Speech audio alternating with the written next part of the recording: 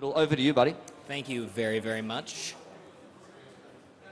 It, I think, is an utter relief that we are all here right now. And I do not mean to offend those of you at home, please, because this is a hybrid event, and I'll be talking a little bit about why that's important today. But I just want to take a moment, actually, of my time, first and foremost, to congratulate you and you and you and everyone sitting here. Because the last 18 months, 20 months, that's right, have been difficult. They've been challenging, they've been full of problems, they've been a little bit messed up. But you're here, right? You survived that. That's why I want to take a moment to say thank you for putting yourself through everything, for not giving up, for participating, harnessing the change around you, and yes, surviving. And that's why we're all here right now, right? The fact that we're all here is proof of that survival. Today I'm going to talk to you a little bit about why virtual events are important, why even now, 20 months after the pandemic has hit, they are not just as important, but an amazing opportunity that you have to thrive and not just survive. But I think what I would like to do before I get into that is take a look at the past, right? Because I think that before we can really analyze the future and talk about what that's going to be like, we really need to understand where we came from very clearly. So let's look back. There's a nice, smiling, happy Dutch startup company. In 2019, where were we in 2019, folks? Well, for us, we were attending live events with our mobile app. We were there to help people connect, network. We were doing badge printing. Yay! We were hanging out at the office, working with our colleagues, right? Beers on Fridays, woo! I think if you came to us at that time and you said, guys, just so you know, there's going to be a global pandemic, okay? And we've been talking about this a bit for a while in the scientific community, but this is going to hit hard. It's going to start in one part of the area of the world, but it's going to go all over the globe. We would have been like, yeah, okay, whatever, it's interesting, although we probably should have listened. If you had come to us back then and had said, no, but seriously, this pandemic is going to shut down everything, okay? You're not going to be able to have dinner. You're not going to be going to your friends' houses. You're not going to be going to restaurants. You're not going to be having events.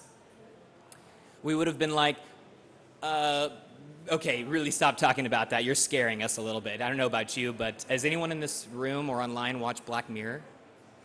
I don't, because it's a bit too real for me. And so I think if you came to me back in 2019 and you told me all this about a pandemic shutting down life, I would have been like, that's a bit too Black Mirror for me, please. Let's not talk about that. But if you had come to me and to us in 2019 and you had said, there's going to be a global pandemic, it's going to affect the entire world, everything will be shut down, and the event industry would survive at all in any facet, I would not believe you. And yet here we are. You are all here because you are still going, because you want to learn something, because you want to take something away, because what you do for your job, it matters to you. And you're here to find out what's next. If we're looking at the past, I think we should identify something. That what we've gone through with the pandemic and the loss that we've suffered has affected all of us. And I actually think that it's some of the hardships and the darkest parts of the COVID pandemic that unite us all together. It's a bit of a shared experience, right? It's like a little bit of a shared trauma that we can, and I think honestly should, all connect over. Speaking a little bit on behalf of Let's Get Digital here, in February 2020, that month and calendar year that I don't think anybody wants to talk about anymore, the phone rang. Hey, this is Event Insight at the time. Oh, hi, this is one of your clients and we're going to cancel your event with you.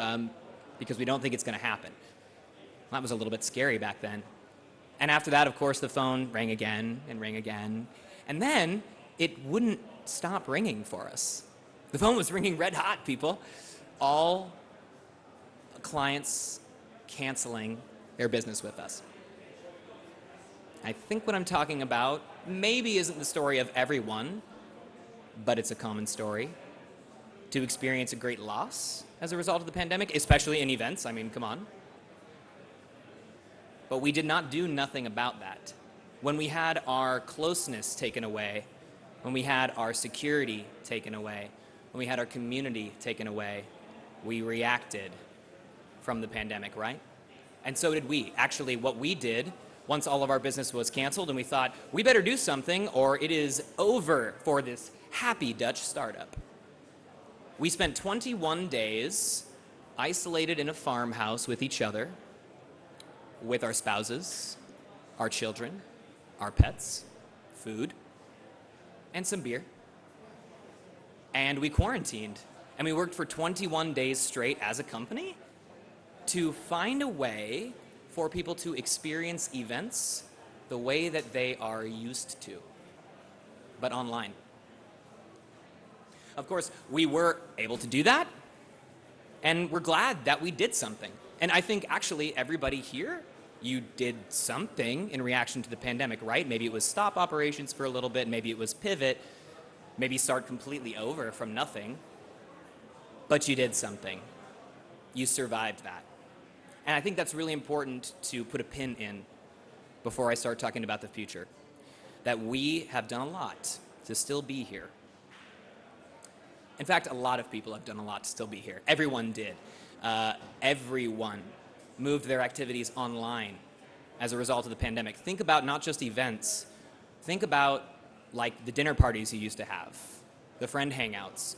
Has anyone here attended an event on Zoom that they probably would not have attended on Zoom before the pandemic? My aunts celebrated 41 years of marriage with a vow renewal on Zoom. And like maybe that sounds kind of funny, but actually it was really beautiful. It was not nothing. It was very, very important to do that. And as event organizers, as people in the events industry, what do we do, right? We went online. Let's bring those industry gatherings online. Let's do our general meeting, our annual meeting online. Let's create the experience we want online, right? Let's all do it together. And I think that's been really great. In fact, COVID gave us all an opportunity to try this out. For people with almost no experience before, to people that have done online and hybrid events before the pandemic, everyone was now doing things online, right? That's actually why I would refer to COVID as the great equalizer. Yeah? And if you're from a generation older than the TikTok generation, you should know what that is. And if you don't know what that is, we can talk after the session, okay? But what does this mean? Okay. It means that we were all kind of put on a similar playing field, right? Bring your events online, make it happen, gather your communities, bring those experiences together. Awesome. We all did that. I think that's a wonderful, wonderful thing. I mean, if we didn't do that, I think we wouldn't be at ETL right now. What would happen to the event industry, right?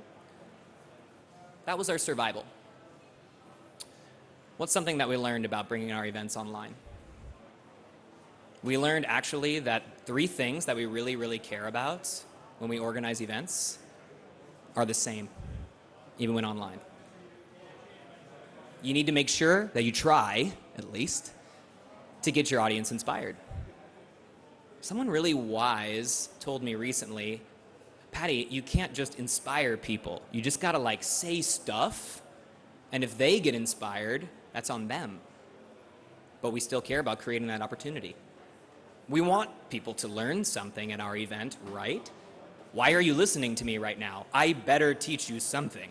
If I don't think I did a very good job.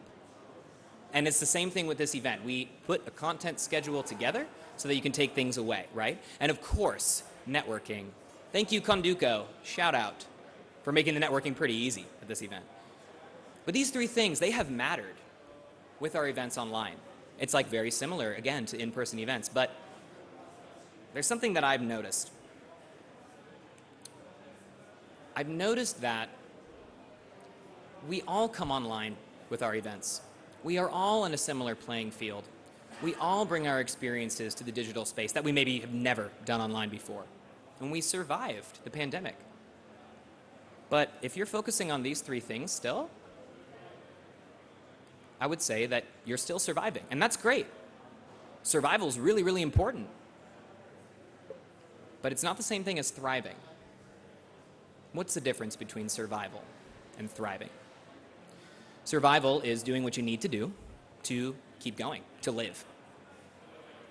And thriving is utilizing the resources around you to excel at excelling. Why am I talking about this? Because I would like to propose that, again, by focusing on the same things we always have, by the pandemic being the great equalizer and everybody coming online, we have so many different events happening online, but they all start to kind of seem similar, I think. I think experiences start to blend together a little bit. And I would propose that instead, right now, in this moment, 18 to 20 months after the onset of the pandemic, there is a very good opportunity. The opportunity is to focus hard on virtual events, to do more than this, to leave survival mode, okay? And to focus instead on thriving. And the way that I would propose we do that is to create remarkable virtual events. I have some ideas on how that could come together that I'll share with you in a little bit. But I kind of get a sense from people at this event, maybe from some of you, or I don't know about you online. But I think that there's been a pretty big push to in-person, right? What's the phrase that like everybody's used? People are itching. That's kind of a weird image, but we're itching to get back to in-person events, and I completely get that. Completely get that. Why focus on virtual? When you have a skill set, when you have a network, you have connections, you have an experience, you've done your event in person, so you know how you want it to be. Why would you give that up and focus on virtual instead? Or in addition, or put more effort into virtual than in person? Well, I think that there are a lot of reasons for that. In fact, we have learned so much from doing events online, right? We've learned that our local, regional, community event has an international audience, actually. Or at the very least, outside of your own region. We figured out, hey, you know what's a lot easier than setting up a venue properly? Logging onto a platform, picking your colors, the event logo, setting up the navigation. It's work, but I think it's a little bit less, and it can be done from your house. Virtual events also are huge on saving environmental impact, right? You don't have flights. You don't have the energy use of a venue, for example. In fact, we care about that point so much that yesterday, our company drove 11 and a half hours in an electric car from Groningen, Netherlands, to this event because we did not want to contribute to the CO2 impact from air travel. And I think that's something that should be preserved. Oh yeah, and one more thing. What are two factors of an in-person event that, if they aren't nailed, will completely overshadow the rest of the experience? Food and a stable Wi-Fi connection. And guess what? When those two things are in your attendee's own house, if they don't like their own dinner, well, it's not your fault. And if their Wi-Fi's not that good because they're not paying for a premium package, that's also not on you. You can focus on your content. I think the speaker before me said content is king. You can focus on the experience that you want to create, the feeling, okay, that you want people to have at your event. And actually, I think that these things that we learned are important. I think they should be preserved. I think they should be continued. They've shown us new things about our events, right? But I kind of get the feeling like I'm not really convincing you, to be honest. So how about this? Let's take a look at some figures, okay? That's an action figure. Okay? That's a figure skater. Yeah. And this is the current value of the virtual events market in 2021. 114 billion US dollars. Sorry, I'm American. I don't know about other currencies or how that works. But that's actually not that impressive, because according to Grandview Research, it's going to compound and grow about 24% per year. So by 2028, we're looking at 504 billion in value in the virtual events market. And that's billion with a B, folks, not an M. So what am I trying to say? I guess my point is that we have a lot of things that are valuable from virtual events. We've seen a lot of advantages that we did not see when we had those events in person. Oh, and by the way, there's a lot of financial benefit, and we maybe want to think about getting our share of that and taking advantage of it as companies that need to make money. So in order to go from survival to thriving, I just have one simple suggestion. Be remarkable. That's it. It's pretty easy, right? How is it that you're remarkable? What does that even mean? I think it really honestly just means that we need to think about our virtual events in a deeper way. We need to enter the perspective of our attendee. We need to consider that the experience that they have at our event should not just be about the three things that I had mentioned earlier. They should be about more than that. These three things, actually, there's my B. These three things right here, they're great. They're really important, okay? We need to have these. They're necessary. Dare I say they're a baseline requirement. And might I actually use an even stronger term? They are the bare minimum for your virtual event. Being remarkable is about doing more than that. It's about creating something memorable that people will take with them after the event, that will cause them to have a memory, that causes them to hold on to their experience that they had online with you for 5 years, at least. Now, I'm really sorry to tell you that I'm not here to give you answers on how to be remarkable. So, that's my talk. Just kidding. Instead, I have some suggestions. I have things that I've noticed, okay, about what does it mean to be remarkable? What does it mean to create a memorable online experience? So for me, what I've noticed is that it's a lot about creating an event feeling online. I think it also has to do with a highly personalized experience. I've noticed that has a profound impact on whether or not I'm going to remember my experience at your online event for years to come. I think it's very important that we surprise people online. Let's do something unexpected, something that you need to be there to experience, because actually, remarkable virtual events, they take advantage of real time. You need to be there. That something happened, that there's a feeling of an event, that there's something personal, that you have to be present to experience in that moment. And if you're not, you get a fear of missing out. FOMO, as I like to call it. I think that those factors actually do make something quite remarkable. That's just what I've noticed. So let's talk about those for a moment. What is the event feeling, okay? The event feeling is basically that your online event should feel like an event. Seems pretty simple, pretty basic, but actually, my experience on online events has not always been this. Sometimes it feels a little bit like a webinar. Sometimes it feels a little bit like a website. Sometimes it feels a little bit like a social media page. And I think that it's not that those things are bad. Those experiences are equally valid, but if you're trying to have an online event, you should consider whether or not your event feels like that. Should you do something that reminds people of the in-person event? Should you give someone something in your virtual event that makes them go to their dinner table after and say, oh my gosh, I attended this really cool event today online? For us, we give you a badge when you attend our online event, and we hold the door open for you when you go into a session. And it seems to me that those are really remarkable and memorable things that people don't really expect in an online event. But let's talk about making it personal. Everybody loves to feel valued, right? You should feel important. You should feel like your presence at an event adds something and that it is important. You shouldn't feel like a number, and let's be honest, in virtual events, it's really, really hard to feel like you're breaking through. So maybe you should focus on something like having a dynamic speaker that gives an opportunity for people online to create something together with a tangible outcome in a workshop. Perhaps you give someone, like I said, a personal badge when they come to your online event. Do something to make someone feel like they are specifically welcome at your event, and they're not just another person in the online crowd.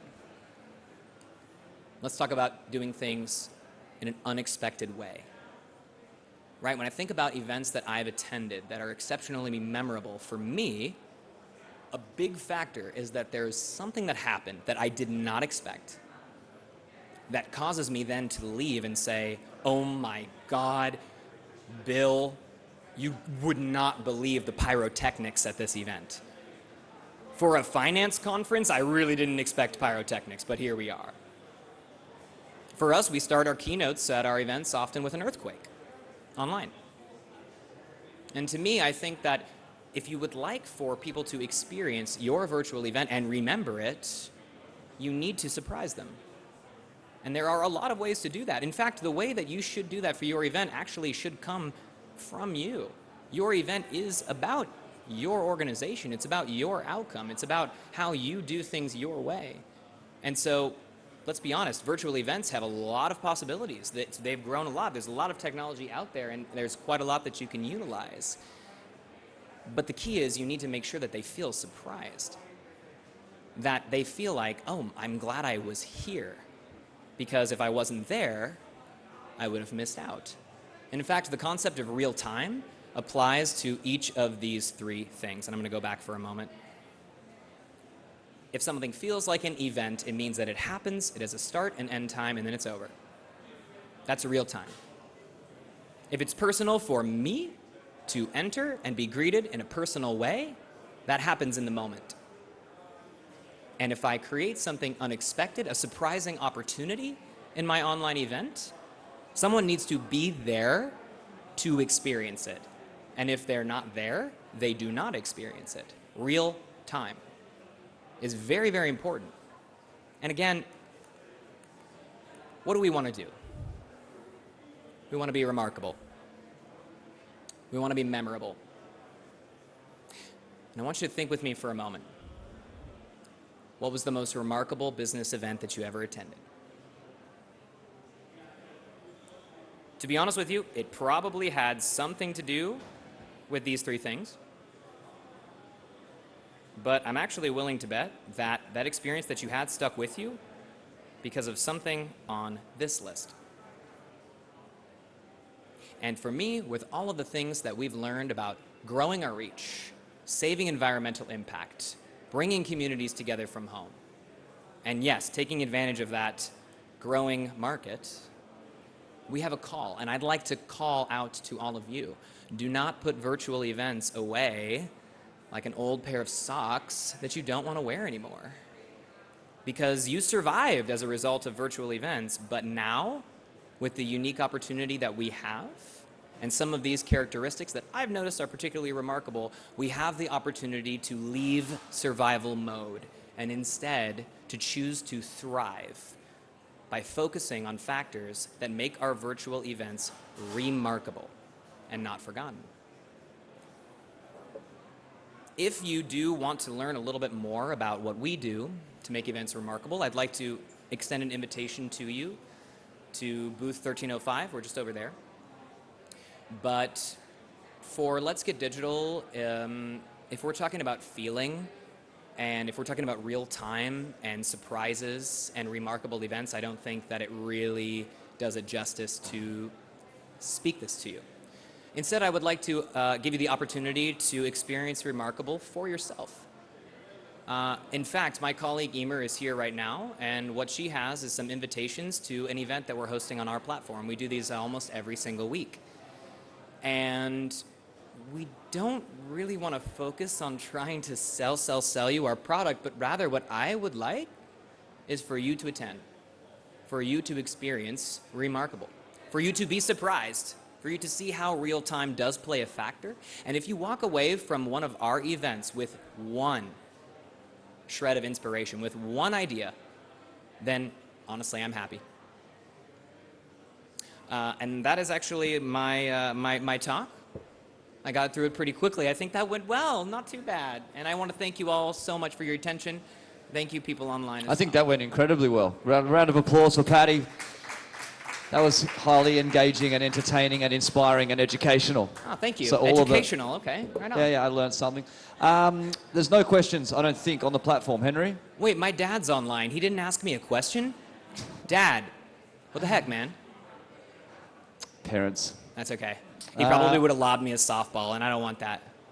Well, I definitely want to make sure everyone gets an invite to the showcase, which I'm definitely going to sign up for as well. But I would ask you that question you asked. What has been the most memorable, incredible, hybrid virtual event you've been on in the last 18 months? And it can be one of your own if you want to plug that, or just one that ticked all the boxes. Okay, actually, yes, it is going to be one of our own events. I'm very sorry. I would say that actually attending, and it's weird to say attending, but we did a virtual press conference for the Eurovision Song Contest. Have you heard of this? I've heard of it. Australia are members of somehow competing in Eurovision now. I don't know how. Canada did before as well, right? It's interesting. They'll take anyone. And for some reason, America can't compete, right? What the heck? No, that's okay. We really do not need that. Yeah, I would say we did a collaboration with Eurovision where we helped them build an online press center, I guess, because when they have a in-person song contest, they have quite a lot of like pre-content for journalists from around the world to come. There are press conferences, interviews, a lot of opportunities that they could not do.